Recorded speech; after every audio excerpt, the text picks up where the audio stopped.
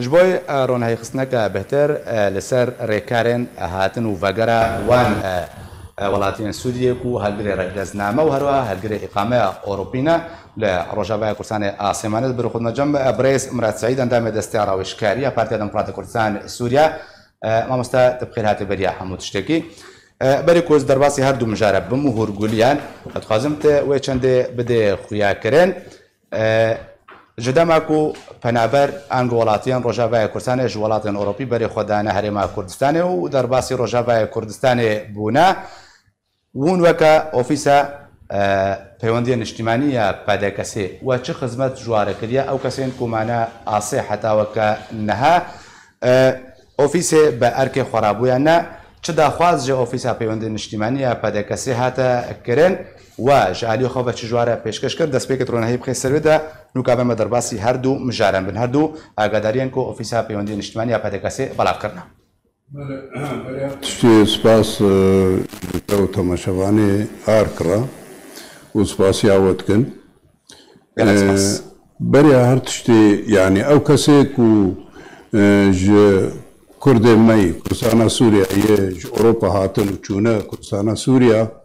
ولود مانا عاصي طبيعي او مانا عاصي سببك خوي رئيسيها بو كو نخوشيا كورونا او جانا كورونا كل الدنيا حمي تبدا بلابو والكردستان بلابو سوريا بلابو الهردا بري بلابو استنجي هاتا كرين جبوي باراستنا خلقك جبي نخوشيا هاي خراب هنا كي كار هاتا راوصادن لتبي ويشي وكو مكتبه علاقاته بسروكاتيا كاك سعيد عمر او طبيعي برفرسي مكتب علاقاته حمو جهود هاتنا كرن كو افخل كي كو معناه عصي يه جنسية اوروبي بوارا خدمت جوارا هاتا كرن باتفاق بحكمتها هريميرا وبمعبرا سيمالكا كو ريبابريا كاك شوكت او كاس شغله وا ابريبتشو اتفاق هاتيه كرن او اتفاق شيا كوسبينه يه موافقه وهاتي يه جنسيه اوروبي بوارا يه موافقه وهاتي جنسيه اوروبي بوارا وناده خدانا اوبيسه تنسيق كريا صبينه روجا چارشنبه او خلقه كوي بين معبره ودرباس بنا فيالي درباسي كردستاني بن لكردستاني وكو جروب ومرافقة بارهري حتى إبراهيم خليل. أبي خدان جنسي. أبي خدان جنسي. أف شغله حكومته طبيعي. حكومته في واجب رابع. ليه وكو أوفيسي أف تنسيق كريا. أف جهود كرنا حتى كاريا في بريارة بجنا في بريارها. باشا ما مستا مراد بردا. أو كسر مبسط أو كسر يكون چند روجا يخدان جنسي هالجري جنسي أوروبيك وبلغين خبيش كيش كربون. اجماعي واج قاسبو وبشرنجي تنسيق كر حتى كودر باس بن قالوا دما كودر باس بن وشاورنا باغو هاستن شبوي ابراهيم خليل وكتام جبيك هنا وقتا كودر باسي ابراهيم خليل بن الويد مع برافش خابوري وترتيبات شغله وابكي يعني وينها ما هريك بي ودرباس بهر ابراهيم خليل حالي خو طبيعي ودبن حماته ودبي يكسر وواج معبري بابن ابراهيم خليل اجبر وقتا يك هرن احتمال مثلا كونا جرانتينا دا كونا حجر صحي دا زامته الى اخره باعتبار نخوشي هيا ونخوشي بلابوا بس ابو يكشبو باراستنا وجبو باراستنا خلقك البدري ويج ابراهيم خليل مباشره ويج فيش خابور مباشره واببنا حتى بابراهيم خليل وتسليم ابراهيم خليل كنج ابراهيم خليل ودرباسي تركيا بنهرنا اوروبا باش ما مستا مراد ازيما مجارادن او كسنكو خدان انكو هالجرين اقامين ولاتن اوروبينا او كسنكو اقامه بواره هي او ده اوفيسا بيوندين اجتماعي اقداريك بلا كرتدا داخواز جواكا ساكر كو اوجي بلغين خو بشينن او كس و بچرنگي بيوندي بورا بكن اجماره حتى بيفا اجماره نويسانديا اجماره از دوباره بخوين ما مستا هنا شاوة تنسيق يمكن جلك إجماعي كجلك جبروان كسينكو هالجري إقامة أوروبية ونهار رجاء كردستان وآسيمنا قالوا أيكو إقامة ونهاد كاردا بيوستا تشبكن أركر سروا تشبكن حتى كوجوار بشين هون كاريو أبكاربن بتجيبكن بالتنسيق. أول بجا إقامة أوروبية بوارا بله طبيعي وقت كرم كري رقم اوبيسي يا واتساب ديار الجمع وماجي ما ديار كريا 0 403 6 او نا و صورتك يجي اقامه خو وكرتا طياري صورتك يجي اقامه خو وكرتا طياري وهردوا اتصال بوفيسي ربكن ويبشي نجو اوفيسيرا اوفيسي وتنسيقي بفيش خابور ربكي مع بريرا اشبقنا وجد مواعيد خدا او نا بين ضرباس بالحكي كسيك وشغلها خلاص بو والمتيا بيكرين او بين معبري وديس اوجي جروب وضرباس ببن وبين حتى مطاريها وليري ناشنا التدابر يكو ضرباسي فيش خابور يبو مجموعة فيش خابور والويدري وبكنا جروب وورا كسن بين حماية وبين حتى وببنا مباشرة مطاريها وليري باش هي كيد التوقيت اخذها مثلا اما فرضا صبا بسافر بل صبا زهر دبي صبا او البربي يعني صبا الهولي المعبري بي ايش بقنا بقي هري باشا ما مستمرات فردة بحثا بليتا الطياري كريا فروك بالا فريتا كريا بليتي بري دخونيان بيوستا او بتشاوي بليتا بدس بيخن او ويجا ابناء يكو قالك جي تشونو هاتنش خرقوت كربون بل يكو سر ضرباس بوا او شغلي بيا او معالجه وضعي خوك او شغلي خو درس اما بس هاتي اقامه بسر ضرباس بوا يعني لا بليتا طاري اقامه في سر ضرباس نابو بي بل اقامه وصورته بطاقه طياري او بطاقه طياري طبعا وقتك بدي خو نبيجي بدكا ازي صبح مراسا ازي قدكم وزهر ما معبري نوايا مش كي نفسي بدخو يعني سيرو شارو بنجرو ولو شخرا مسافتك دينش بقناوش كاربي بيرا بكي ماشي حتاكو اتصالات بكنو تنسيق شي بي ناقبينا ما وفيش خابوري دا كو ضرباسي فيش خابوري بو مجموعة فيش خابوري بين يكسر مباشرة بين مطاريها وليري يبرشي نابي نال باجير بابي نال تدبرا بابي دبي يكسر هري حتى مطار جبوي هري بقي طيراخ وصوار بي بالا فراخ وصوار بي هري ولاطي باشا ما مستمرات برسك دد مرتاحة هناك جواناك دما إقامة وانشتجبونا بالسركتيا او تشارة سرجوارة او وجبو كيشاوال قال ولاتي المانيا تشتك جبرا جرنا كرنج برها قالك ولاتي هنا برسيارة بجند جيت كان ابنا كمانا يكو اقامه وانا مثلا هر دولتك اجراءاتي ودولتي هنا نا ام بديل ونا حكومتها هريمي بديله لتبي ويجي اما وكو اوفيسا بارتي حمو جهودات كيج هر كسا كيرا هر خلقه كيرا وجا او تباي وايا او دوي معالجه وضعي خوب كن مسألة اقامات او خلاص بوني لتبي يجي اوفيس نهوا جهودات كين نتيجة اب كورونا كو هي وخلقك ماي آصي وشغلها تاكل هبوية وفاتشتا حماد النبر دستي حكمتي لان الجم حكمتها هريمي بتانية مشكلة للجم ودولتك واقامة ولي خلاص بوية او بيجا و تشتاك و استفسارات كي هبن على كل حال اوفيس خو كاري خود كي وخاصة ما مستساعد وكو بربرسي اوفيسي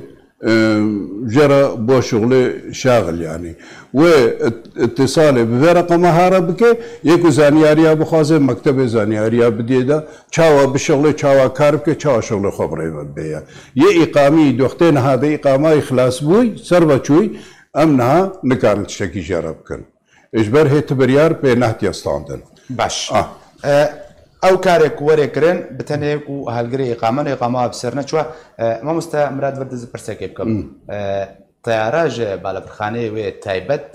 ورنشياندن يعني بليتاوان بتخاسي بيجبر درابورتا كده اركي اماده كربو هنا قاعد تقول بليتا طياري هي $5000 يك بليت يعني فردا اگر تزانياري تسالها بندقومان او تصورا مدى تشكي وها نينا مثلا 5000 و 6000 وزعم شو هركز شخرت فيسبوك هذا دنفيسي وارقام شخرت ديني او بخوا يكو بليتا خويا بالا فري قطبك يا ودانو ستاندني بمكتبه بالا فرا ربك ويجي ربيش باش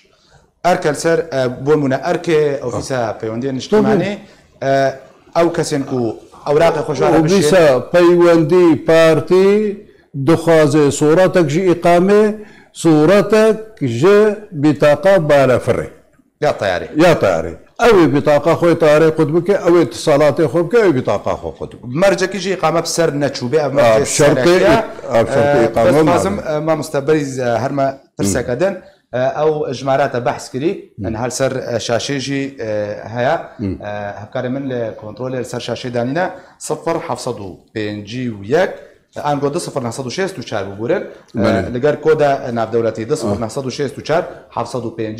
403 67 7 باشا ما مستمرات كشكل تنجي هي مايا يا خدان جنسية واشار سربو يا خدان إقامة أوروبي وبرف جار سربو نبيع أو كسين كو إقامة هرما كردستان بوارها خلق روجاباي كردستان أو جيتشونا الودي معنا آسي جبر جلك كس برسيارة بتشنت كنجي دوراواي وري سراواي وري كنجي كشاواي وري جار سركرن وفيسا بيوندين اجتماعية بدا كسي وتشجوارة بكي تشد بروجا ودي هم بيشارو جوارة جبك وبيسا بيوندي باش كار كريش في مسألة رو أنزان خلقك كرسانا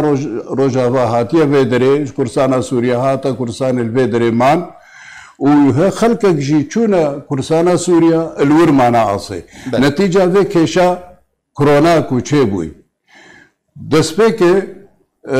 دوی فترة تاليدا او بيس حمو جهود كرن خلقك يكو الفيدر مانا اصي كرسانا سوريا موافقة جوارا ورقرت اجبوي هرن درباسي ولاطة هرن ماليخوة او بسردان او رجاوها چارشنبه ولحديبو اولي خلقي دهوكي دكارين مباشرة هرن معبري وهرن بشتكو ما موافقة استان طبعا اجبر ناقبينا محافظة قد غبوا چونو هاتن بل بالتالي اوبيسي حمو جهود كرن كاري و موافقه بصيني خلقي هوليرو سليمانيه دچن لجم سيطرات جم الويدري دقهنا هبدو ومرافقه بارد شي حتى وادبي فيش خابوري ابيك يا ددوا يا نخش يا جرام بارا سرطان الى اخره بل اوجي اوفيسي جهود كرن اوجي نها جوارا دستور هيا هرنا فيش خابوري طبيعي تقارير وعباره انه فعلا نخشيا وقلكي جرانا وكان خشيا سرطان مثلا ددو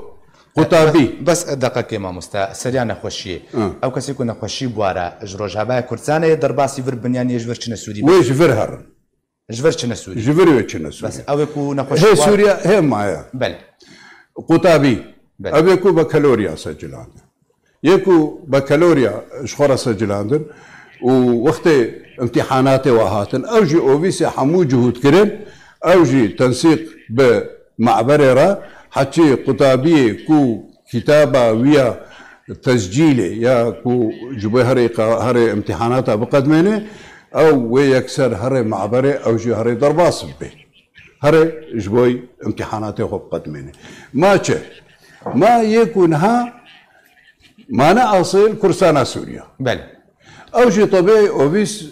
هر كاري خود كيش بر اوفيس وكو هاتي افاكري جبوي خدمتا ملتي خوا كو اب اصلا كنت كبي بيشيديان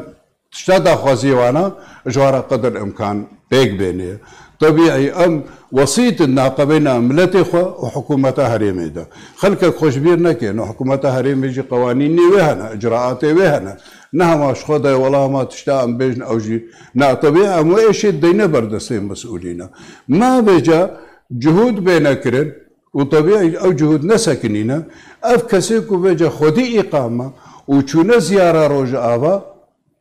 والويد معنا آسي احتمالا ان شاء الله اوجي امل اوجي تشتك جوارا بيكرن يعني كار بردوام اوفيس كاري وينا افتراكا باش كاري وينا معالجه كرنا ملتي اخوا ياكل فرمان آسي ياكل ورمان آسي حتى افكسيكو بچو يكسر هرنا سوريا هرنا كرسانا سوريا جملتي ما اقامه وفورما وقتاكو بچو تسلیم بکرانا طبیعی جوارا درست جوارا اذن هاي كوهرنا ولاتي كوهرنا مع الاخوه لا او اصلا جيتنا قبينا محافظات هذا كوچنا بخلقك هولير پارزگاه هولير تابع پارزگاه هولير بهاره پارزگاه دهوكي يعني پارزگاه سليمانيه به پارزگاه هولير و پارزگاه دهوكي اوجي اوفيس جهود كرر اوجي دهندروي ومجموعه لسيطرات جمع روجا لحده و چهارشنبه وهرن اوجي وهرنا دير بونه الويدري يكو بخوازي هاري طبعا وإقامة خو فورما خو تسليم أو بردوامة هنا أو بردوامة بلي أو بردوامة أذ إجراءاتكم قوتن حمو حتى إلو بردوامة قالك سباس جبوي بريز مراد سعيد اندام دستی راویشکاری یا پادکتور ها اندام اوفیس پیوندی اجتماعی یا پارتی دموکرات کردستان سوریا قلت القلمن بوي تماشوان نجا كورتاك وكا جي قوتنين ومستا مراد وروها هردو ئاگاداریان ئۆفیسا پەیوەندیان نیشتیمانی ئەو کەسێن و بەریانها جنسی بوارە بوون هەرگری جنسی ئەوروپی بوون بەریانها بەڵگەیان خۆ پێشکەشی ئۆفیسا پەیوەندیان کردبوون سبە چهارشەمێ وەرنە یەک موافقەتی تەبەن و ئاگادارکردنە مامۆستامرات ئەو هاتنە ئاگادارکردن ژالی ئۆفیسا پەیوەندیان بە سبە چهارشەمێ وەرنە دەرگەهەی پێشابوورێدا و وەرنە بە گوهاستن کاریوا بەجی بێ هەروەها ئەو کەسێن هەلگرن ئیقامەیە ئۆروپینە